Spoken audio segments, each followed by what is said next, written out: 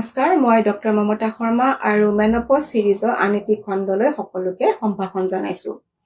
আজি আলোচনা কৰিব লৈছো মেনপজ হোৱা যিসকল মহিলাৰ হট ফ্লাছ হৈছে তেওঁলোকে ঘৰুৱা কি সাধাৰণ কিছুমান উপায় কৰিব পাৰিব যাৰ দ্বাৰা তেওঁলোকে অলপ হলেও হট ফ্লাছ হৈ থকা সময়খিনিত আৰাম পাব। ইয়াৰ লগতে আমি এটো উল্লেখ কৰিব লাগিব যে আমি আগৰ ভিডিঅ'ত হট ফ্লাছ কি হয় আৰু কিয় হয় সেই বিষয়ে অলপ আলোচনা কৰিছো।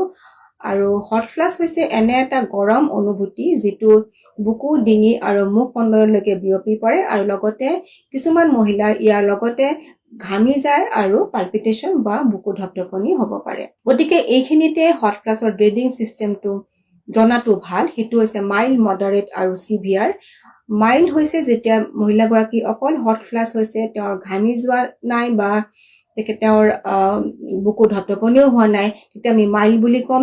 যদি মহিলাগৰাকী হট ফ্লাছৰ লগতে ঘামি গৈছে তেতিয়া আমি মডাৰেট বুলি ক'ম। আৰু যদি হট ফ্লাছৰ লগতে ঘামি যোৱা আৰু বুকু ধপধপনি তিনিওটাই হৈছে তেনেহলে আমি সিভিয়াৰ হট ফ্লাছ বুলি ক'ম। কিছুমান মহিলাৰ প্ৰতিদিনে কেইবাবাৰো হট ফ্লাছ হ'ব পাৰে আৰু প্ৰতিটো হট ফ্লাছ 30 ছেকেণ্ডৰ পৰা 5 পৰা 7 মিনিটলৈকে থাকিব পাৰে। বিশেষকৈ যিসকল মহিলাৰ দীঘলীয়া সময়ৰ কাৰণে হট ফ্লাছ হয় তেওঁলোকৰ মডাৰেট ডিগ্ৰী হট ফ্লাছ বা সিভিয়াৰ হট ফ্লাছ হ'ব পাৰে আৰু তেওঁলোকে চিকিৎসাৰ দৰকাৰ হ'ব পাৰে আৰু তেওঁলোকে স্ত্ৰী ৰোগ বিশেষজ্ঞ, বিশেষকৈ যিসকল মেনপজ প্ৰেক্টিশনাৰ হয় তেওঁলোকৰ সাহায্য ল'ব পাৰে, কাৰণ তেখেতসকলৰ মেডিচিন বা দৰৱৰো প্ৰয়োজন হ'ব পাৰে।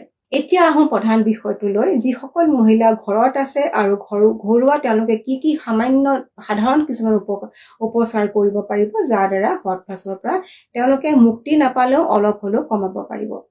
সেইটো হৈছে কিছুমান সৰু সুৰা কিছুমান উপায়, যেনে এনেকুৱা কিছুমান চাৰ্জেবল ফেন পায় যিবিলাক চাৰ্জ কৰি থব পাৰি আৰু তেওঁলোকে মুখমণ্ডল বা ডিঙি এনেকে ল'ব পাৰে যাৰ দ্বাৰা তেওঁলোকে অলপ হলেও হট ফ্লাছ হৈ থকা সময়খিনি আৰাম পাব।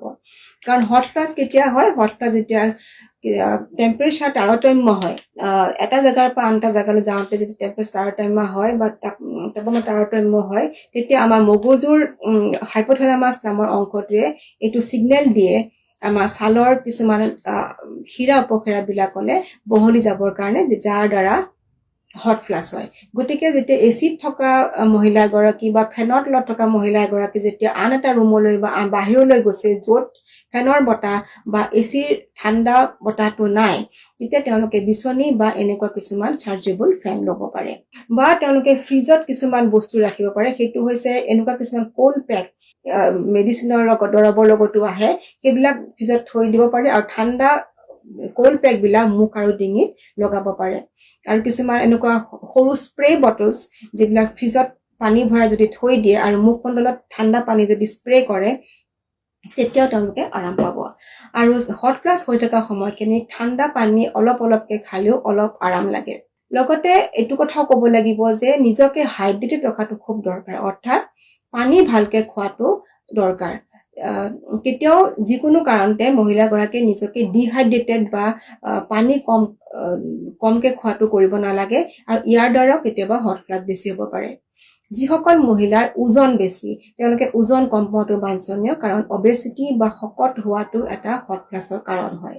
আৰু এটা কথা ক'ব লাগিব, যিসকল মহিলাই মছলাযুক্ত খাদ্য খোৱাৰ পিছত হট ফ্লাছ হয় সেইসকল মহিলাৰ ক্ষেত্ৰতো এইটো ক'ব লাগিব তেখেতে মছলাযুক্ত আহাৰটো কমাব লাগে।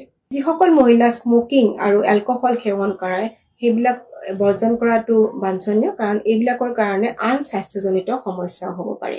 আৰু এটা কথা ক'ব লাগিব যে তুলাৰ কাপোৰ বা কটনৰ কাপোৰ পিন্ধাটো বৰ দৰকাৰ, কাৰণ এইবিলাক আন মেটেৰিয়েলৰ কাপোৰ পিন্ধিলে হট ফ্লাছৰ বেছি হয়।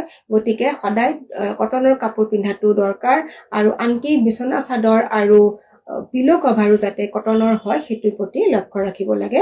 কাৰণ যিসকলৰ নাইট চুৱেচ হয়, ৰাতি তেওঁলোকে হট ফ্লাছ হৈ ঘামি যায়, সেইসকল মহিলাৰ যদি বিছনা চাদৰ বা পিলো কভাৰ তুলাৰ নহয় তেতিয়াহ'লে তেখেতসকলৰ আৰু বেছি কষ্ট পাব পাৰে। আৰু শেষত ক'ব লাগিব যে HRT বা হ'ৰমন ৰিপ্লেচমেন্ট থেৰাপি আৰু মেনপজ হ'ৰমন থেৰাপিৰ বিষয়ে, যিটো কাৰণে এটা সেপাৰেট ভিডিঅ' দৰকাৰ হ'ব, যিসকল মহিলাৰ মডাৰেট বা সিভিয়াৰ হট ফ্লাছ আছে তেওঁলোকৰ মেনোপজেল হৰমন থেৰাপি লাগিব পাৰে বা আন আজিকালি নন হৰমনেল কিছুমান বহুতো দৰৱ আছে যিবিলাকৰ দ্বাৰা বহুতখিনি হট ফ্লাছ কমাব পাৰে শেষত আমি যোগাৰ কথা উল্লেখ কৰিব লাগিব কাৰণ দেখা গৈছে যে যোগা যিসকলে ৰেগুলাৰ নিয়মিত কৰে লগতে ৰিলেক্সেশ্যন এক্সাৰসাইজ আৰু নিয়মিত তেওঁলোকে ধ্যান বা মেডিটেশ্যন কৰে তেওঁলোকৰ হট ফ্লাছ হোৱাটো কম হয় বা ট্ৰিটমেন্টৰ ক্ষেত্ৰতো বহুতখিনি যোগাই সহায় কৰে গতিকে আজি এইখিনিয়ে ক'লো পৰৱৰ্তী ভিডিঅ'ত মই মেনোপজেল হৰমন থেৰাপি বা HRT হৰমন থেৰাপিৰ বিষয়ে ক'বলৈ যত্ন কৰিম ধন্যবাদ